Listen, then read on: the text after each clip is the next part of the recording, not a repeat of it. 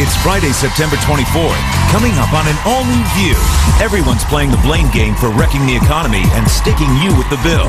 So an expert is exposing who really caused the financial mess we're in right now in Hot Topics.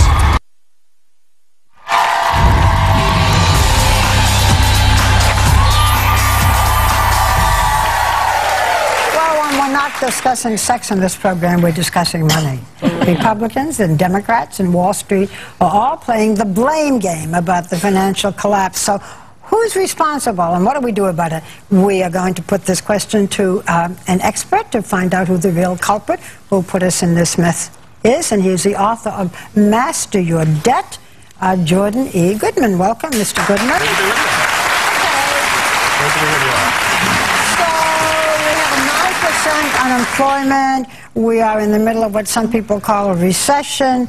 Why the crisis?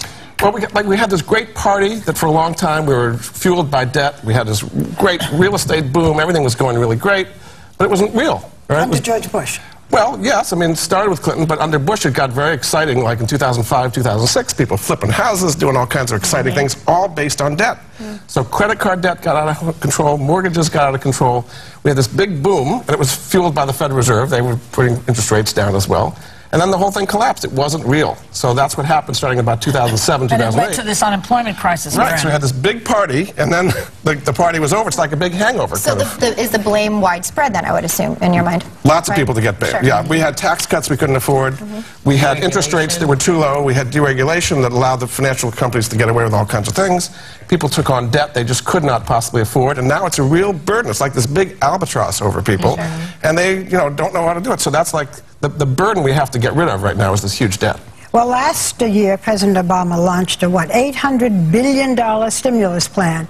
It doesn't seem to have worked. Well, nobody seems to be happy about it. The vast majority of that money went to keep public service workers in their jobs, which isn't a bad thing, but teachers and, firemen, policemen, all that, they would have lost their jobs. They kept their jobs, but it didn't, stimulate a huge number of jobs. This was not like Roosevelt and the CCC or something, and huge amount of infrastructure being built. It gave you that impression, but that's not in fact what happened. So Paul Krugman, one of the best economists we have, he says it was not big enough, the stimulus. Well, not enough, because we now have this new $50 billion infrastructure they're proposing plan, right? $50 billion for so now additional... they're fixing that. They're adding now. Well, they're proposing. I doubt it's going to go through, but Really? President Obama's proposing $50 billion in infrastructure, another $100 billion R&D tax credit. But it didn't work that well last time. That's why the Tea Party, I think, has come up and saying, if we spent $800 billion, why are we going to do this more? There's a lot of revolt against that. They're mad about bailing out the banks, too. Go ahead. But with all of this going on, what can be done now? Lots of things. I'm glad you asked. Because it's not hopeless. There are things you can do. The first thing I mentioned, debt, is the big problem. Okay? So people have this huge amount of debt. So we've got to help people get out of debt. So the first thing is credit card debt. Okay? There are legitimate, non-profit credit counseling places that can help people get out of debt. My favorite place is called Cambridge Credit Counseling.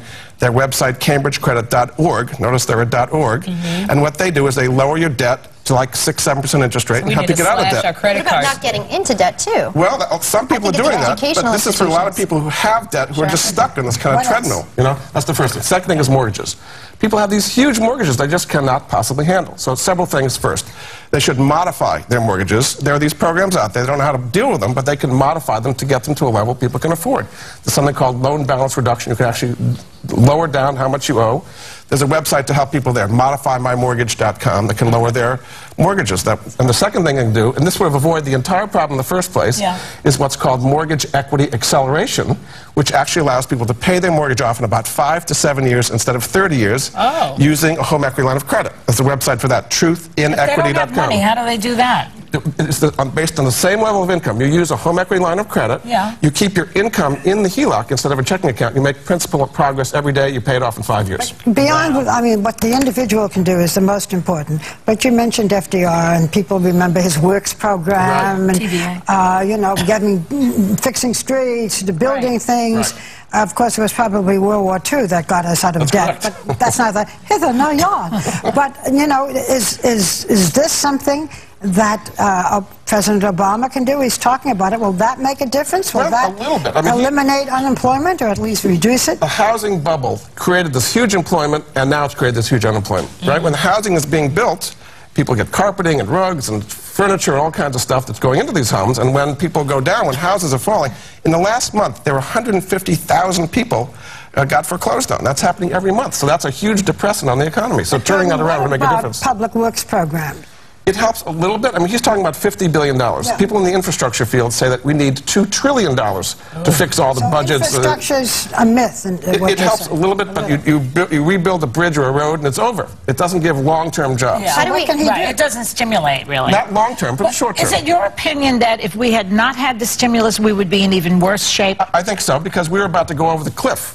And so we needed it. But the money didn't go to places that really make it. It was the bank bailouts, as you said. Too big to fail. Right. Too big to fail, which has not been changed. We just had this financial regulation bill, which went into effect, which to me is going to constrict credit dramatically. Okay, now it's going to make it, banks have to hold on to more capital. They're going to be lending less. They're already lending a small amount. That's another thing that needs to be done, is get credit flowing. Individuals and businesses cannot get loans these days. But now you're going just back one step, too, to going back to housing crisis. Fannie Mae, Freddie Mac. Yeah. Talk about how that can be avoided again, and are they really to blame for housing crisis? Absolutely, and Congress was pushing them to do this, okay? Yeah. What they did is they bought all these mortgages that were really bad, subprime mortgages that are blown up left and right, and they facilitated this entire real estate boom. Now they've got $5.5 trillion in debt, and many of it going bad. So it's really, really hurting people. So yes, it was interesting. The financial reform bill we just talked about did not deal with Fannie and Freddie at all. Did not deal with them at all. So it's a huge, big problem. We're still pouring money into them. The TARP worked for everybody but Fannie and Freddie. We keep pouring money into them. Is it fixable? Yes, it is. Yes, it is. I think also confidence. You've got to get confidence back. People are frozen right now. Sure. Businesses don't want to hire. Consumers don't want to spend. They got money sitting in savings. People need confidence to move forward. Confidence. Certainty. Right now, people are very uncertain. What's going to happen with taxes? What's going to happen with health care? You know, there's very uncertainty out there. Wow. Thanks to Jordan Goodman. And the book is called Master Your Debt. And we'll be right back with the adorable Terry Hatcher.